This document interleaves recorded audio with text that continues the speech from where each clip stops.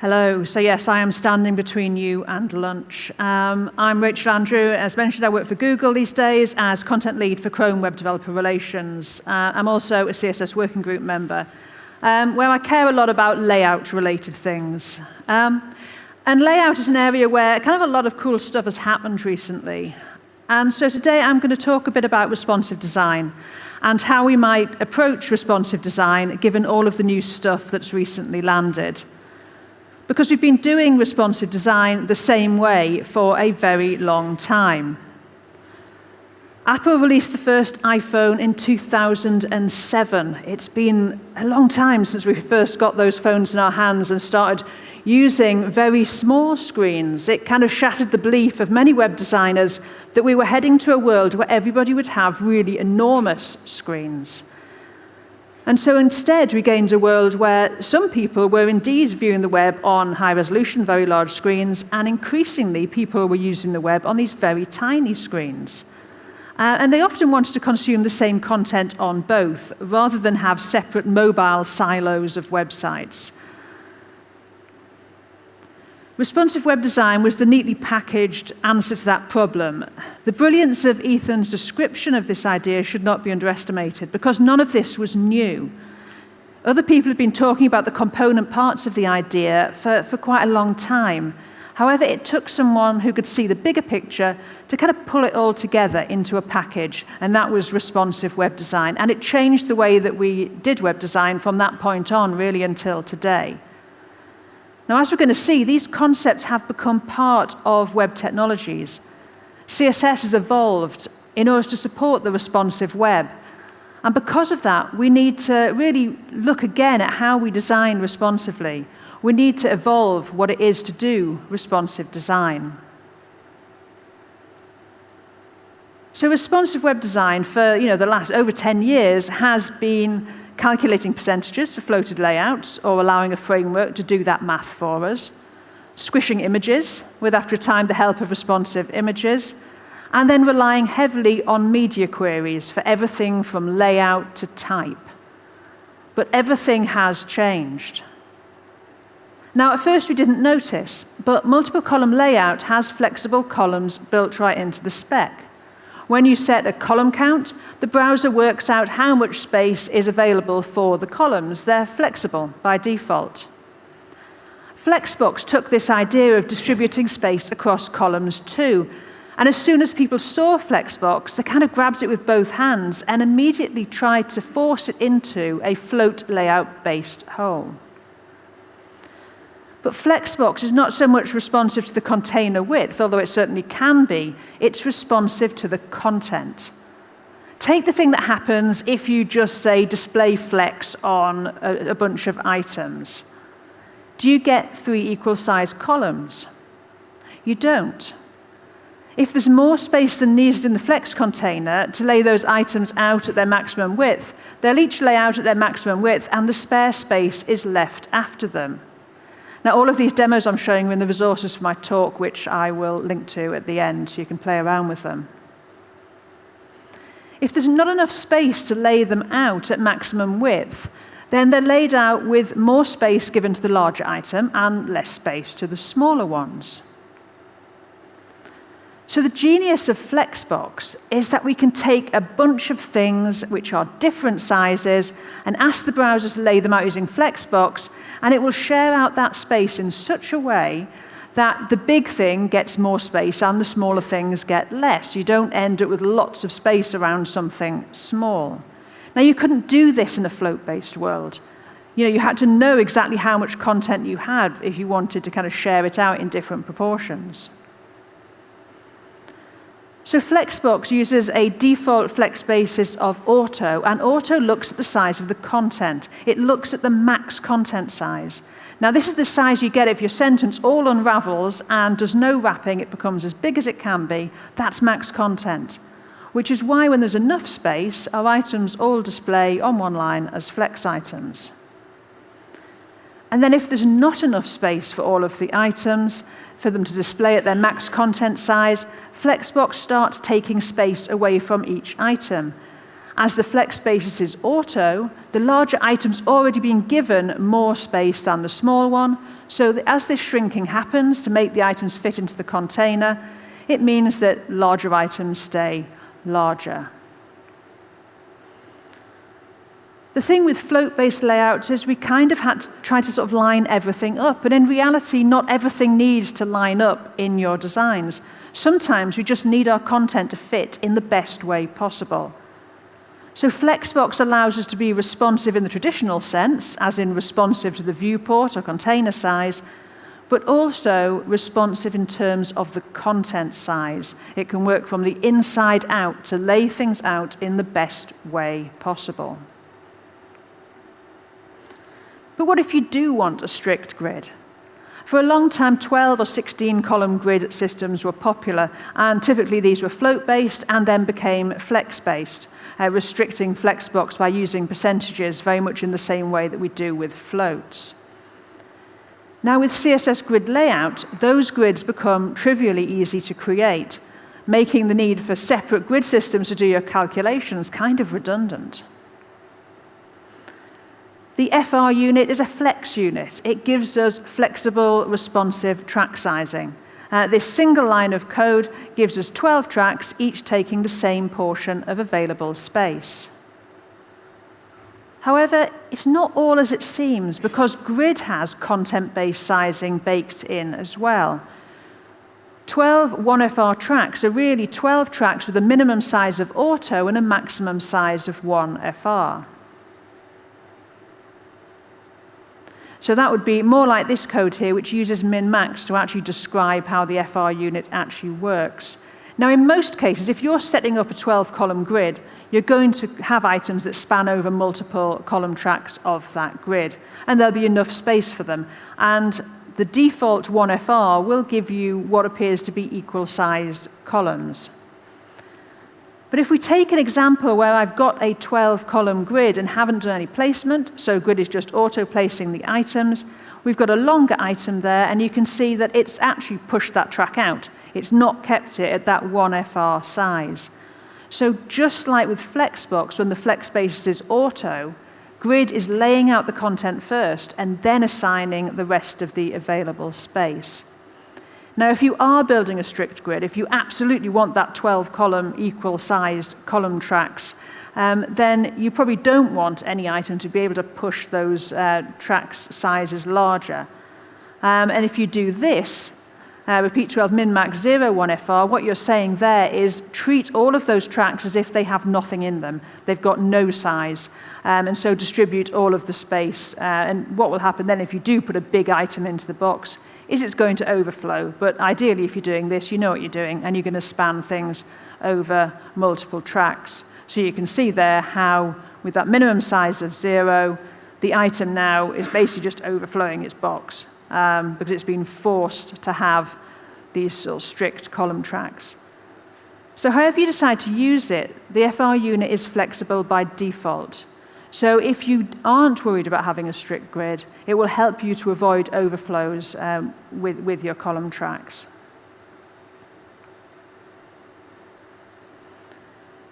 So the starting point for a lot of people coming to grid layout is to create those 12 or 16 column grids of the past.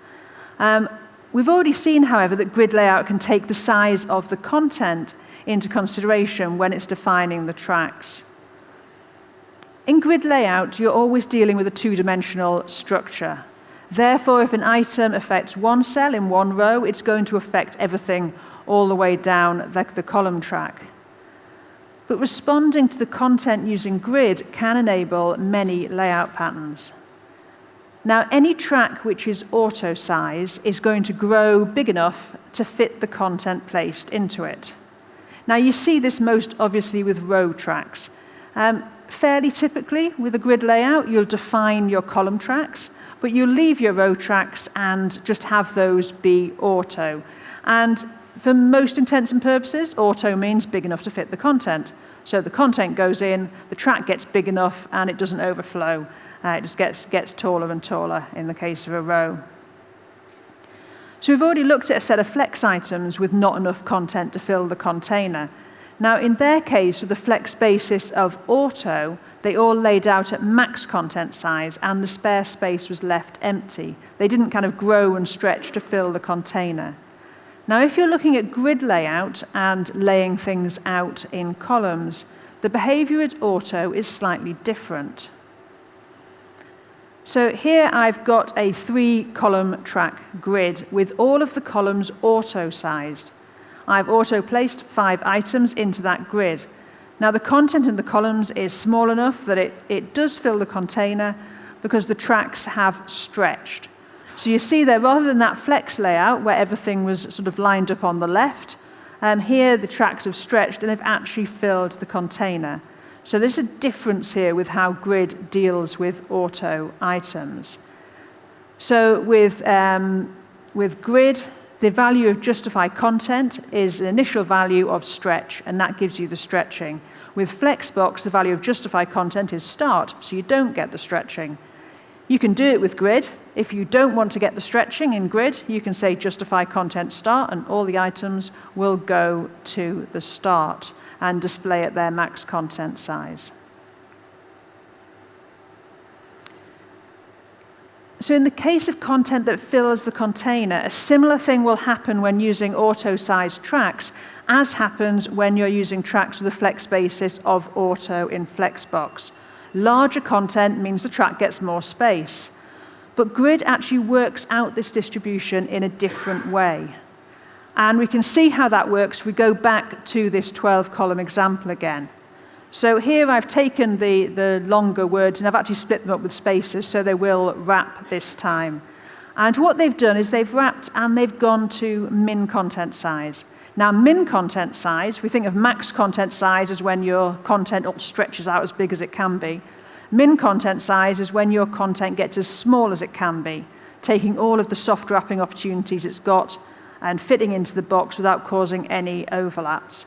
So that's what we're doing here. We can see that this example, that column track's got slightly bigger, but not as big as if it was all on one line. And so there's a very subtle difference between how flex basis auto and grid with auto track sizes is going to work this out.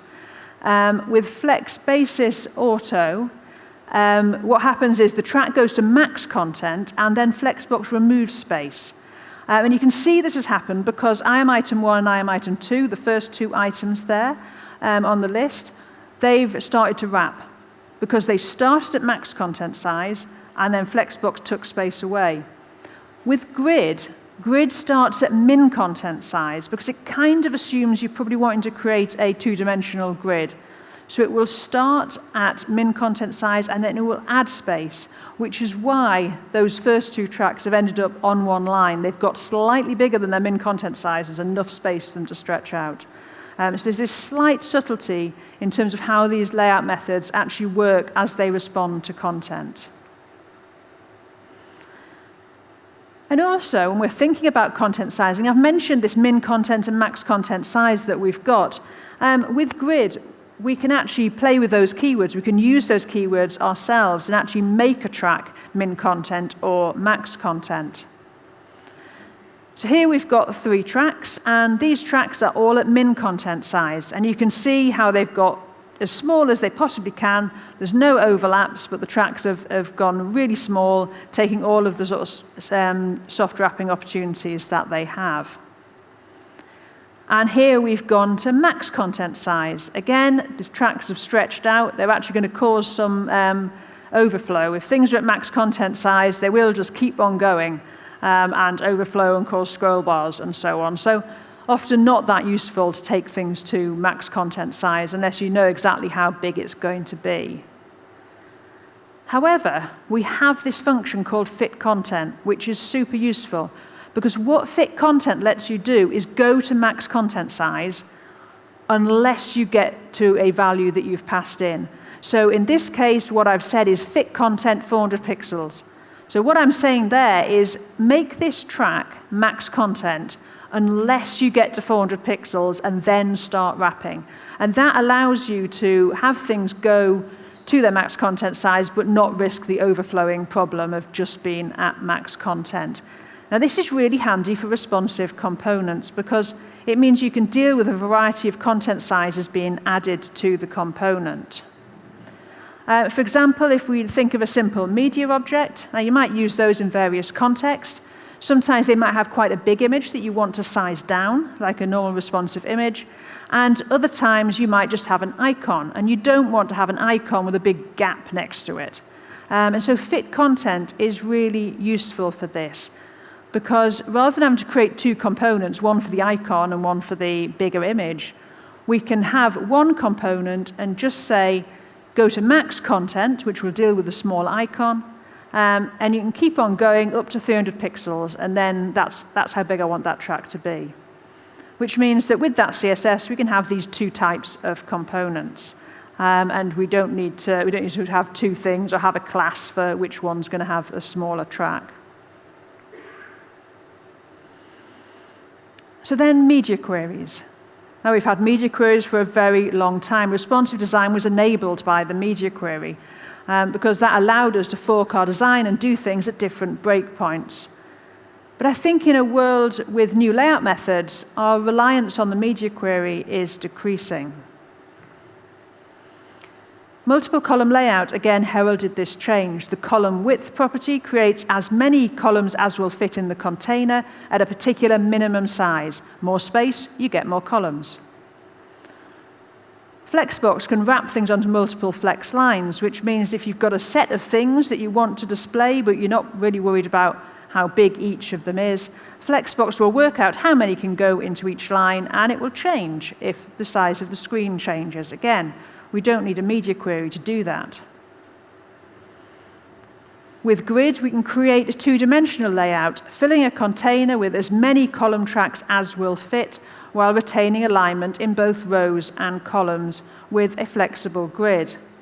So with this one line of CSS, you can create any kind of layout that's essentially a set of boxes. So your card layouts, your product listings, all those kind of things, you can lay out like this, and you'll get as many boxes as will fit in each track, and you don't need to use any media queries to do it. So the first rule of media queries is, do you actually need one? You quite possibly don't. Sometimes using Flexbox or grid means you can get away without sort of making your code more complex by throwing in queries. But Flexbox and grid layouts can be enhanced using media queries. One of the nice things with grid layout is that you can redefine the grid or sort of maintain a different number of tracks and span things over different numbers of tracks depending on the available space. I really like using media queries with grid template areas because you can actually see what the component looks like right there in the CSS. So this example is grid template areas for sort of a small screen layout, a narrow layout, which looks a bit like this. And then I redefine it once I've got a minimum width of 600 pixels or what have you. That gives me space for two columns, and I can sort of lay it out differently. I think the beauty with this is that if I'm looking at the CSS, I can see exactly what that layout looks like, which is sort of really useful to get that visual representation of it, and I really like grid template areas for that. So we end up with something like this. So the media queries we've been using for responsive design so far come from the media queries level 3 specification, which at this point is a pretty old spec. It's been around a long time. There's a new version of that spec, media queries level 4, which brings in a bunch of interesting stuff for responsive design. So screen size is a pretty rough way to decide what type of device users are on and how they're interacting with it. It kind of worked very well in the early days when it was like, well, you've got a phone or you've got a desktop computer. These days, those lines are very blurred. If we think about some of the big tablets that people have, which are as big as a laptop screen, we also have laptops with touch screens. It's pretty unusual. You can't really tell what someone's doing and what type of device they've got from the size of the screen. So something that is actually quite useful to know is what pointing device people are using. because the interaction is quite different if someone is using their finger on a screen as opposed to a pointing device like a trackpad or a mouse. And so that's something that we can test for. So we can test for our types of pointers, and then we can make assumptions based on the way someone is interacting with their device or their computer, as opposed to just deciding that, oh, well, they're on a narrow screen and therefore they must be using a touch screen, which isn't necessarily the case. So here I'm testing for the type of pointer in use. A coarse pointer is essentially your finger on a screen. A fine pointer is using a mouse or a trackpad, and so on. Something else that's really useful to find out is, can the user hover? Do they have the ability to hover over things? Because if you're using a mouse, you can hover over things, and maybe something will change or appear on hover. If you're using a touch screen, you can't. And so testing to see if people can hover, that's a really useful thing to know. So that gives you a bit more information about the device that is being used.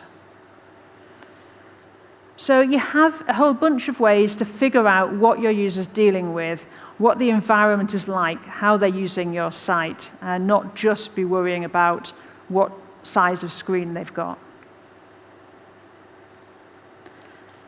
We've also got a Media Queries Level 5, and that includes some things that actually let us look at what your user has already told us that they want, using these user preference media features. Increasingly, particularly on mobile devices, users are going to set things. They're going to say they don't want as much motion because they find that really problematic. It makes them feel motion sick. So they want to turn down the motion. It might be that they are on a very limited connection and they want to use less data. They might have chosen a specific type of color scheme that they find more readable. And we can start to detect these choices that the user has made and let our sites represent them too. So we're actually trying to make things much easier for our users by saying, hey, you've already asked for this, so I'm going to help you in the site as well as in your operating system UI. So we have prefers reduced motion. No preference is the default. That means that they've not said anything one way or the other. Or reduce. Now, it's a very strong signal. If someone has taken the time to go and find in their device the way to turn off motion or to reduce motion, it's pretty likely they don't want your site having loads of stuff spinning all over the place. That's going to be a problem. So it means you can honor those wishes and make the animations more subtle or remove them altogether. And there's a whole bunch of these types of queries coming through. Some of them don't have a huge amount of support yet. The thing is with these, if you use them and there's no support, well, they're just not going to do anything. But for those users who are on a device that supports them, that can be really helpful. Now, everything I've mentioned so far has got pretty good support. I'm starting to talk about some things that have less support, and I've tried to indicate that on the slide so you can kind of see how well things are supported in browsers. Because we also have a new syntax for range media queries, which is coming through. It's just starting to get support, which kind of just makes the syntax we use when we do media queries a bit nicer. So instead of something like this, we can do this. So here we're saying width is greater than 600 pixels. It's really just a nice refinement of that original spec for media queries. And then we have container queries, which is also in Firefox Nightly now. It should land in Firefox early next year, in which case we'll have container queries in all three browsers. And this, now I've been talking about layout for a very long time, and about as long as I've been talking about layout, people have been asking for container or element queries. So it's very nice that we're actually able to get that into people's hands at the moment. So container queries.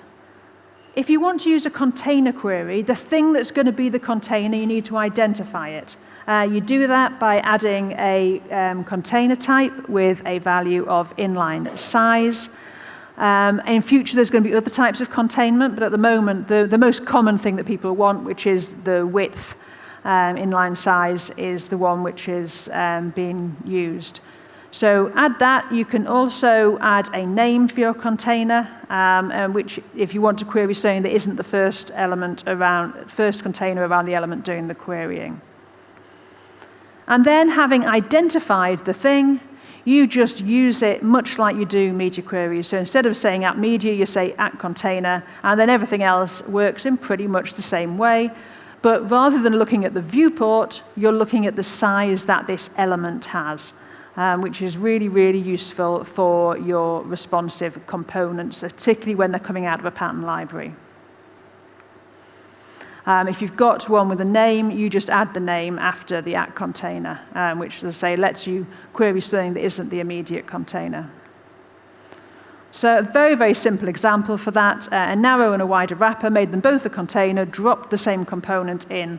The component uses container queries to test the size of the container and rearrange itself accordingly. Very, very simple in use, and it's very exciting to have this actually coming through into browsers.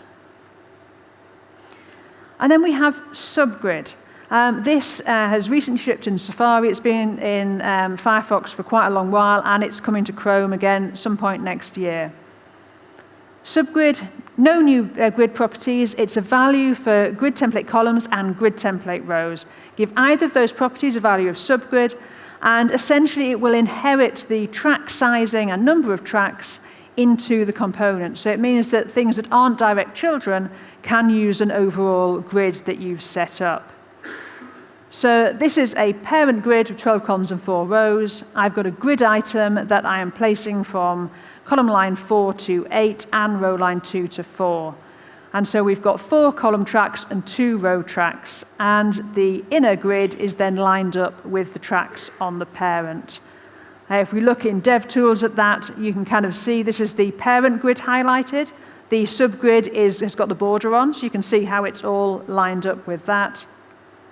And then if we highlight the subgrid, you can see that there. Now this subgrid has the column and row tracks of the parent. It's got no implicit grid tracks, but you can just define your subgrid on grid template columns or grid template rows, in which case you'll get an implicit grid in the other dimension. So it's pretty flexible. I think a lot of what people will want to do is define it on the column tracks so that, for instance, things in your header can line up with things in your footer, even though they're not direct children of the grid.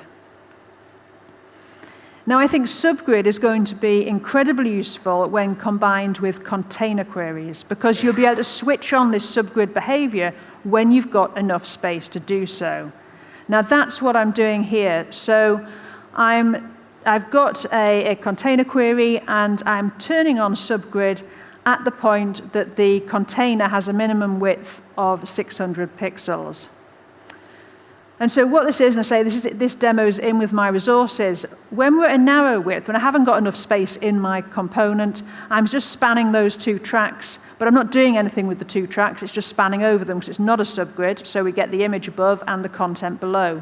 Once we turn on the subgrid, we've got 2 tracks in that component, and so the image can go on the left and the text on the right. And we don't actually have to write any CSS to do that. We're just using the tracks that the thing is spanning over. And there's going to be lots and lots of component use cases mixing subgrid and container queries. And finally, a quick shout out to has, sometimes referred to as the parent selector, although it can do a lot more than that. What has lets you do is select a container based on the things that are inside it. So this is incredibly useful because often when we're using a sort of component framework, we don't necessarily know what's going to be inside things. And what we end up doing is sticking classes on, to say, oh, this has got a video in it, this has got an image in it. So we can actually do something different with the CSS. Has will let us do that from CSS. So if I want an li element, only if it's got an h2 in it, I do this. So li has h2. In this demo, I've got a card component. Now, like many components, it could contain a few different things. It might have a figure, it might just have text, it might have the figure and the text. I want to have different layouts for different content, and also that different content at different breakpoints. So I can put this card anywhere with any kind of content in it, and it will display nicely. And so that means that this is the same component. Now, at the top one, I've got the grid, which I've turned on when I notice that I've got a figure and text. If I don't have the figure, I don't turn on the grid, and I just have the text. If I were just to have that component as a grid layout and then only put text in, the text would be in column 1, because it wouldn't know that it didn't need the 2.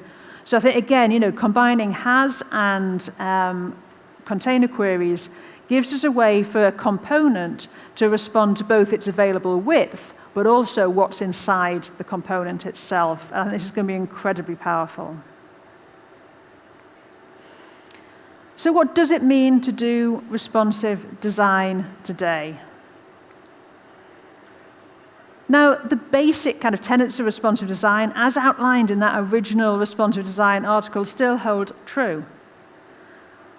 But our responsiveness now can start with a much better ability to create components that respond to the content.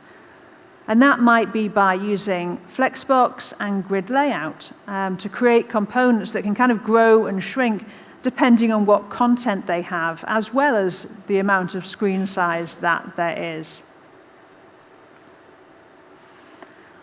We've got better and less fragile ways to create flexible grids, and we can make that decision. We can say, do I want this to be a very content-based design, or do I want this to be a really strict grid, everything all lined up and in a sort of a traditional kind of grid layout?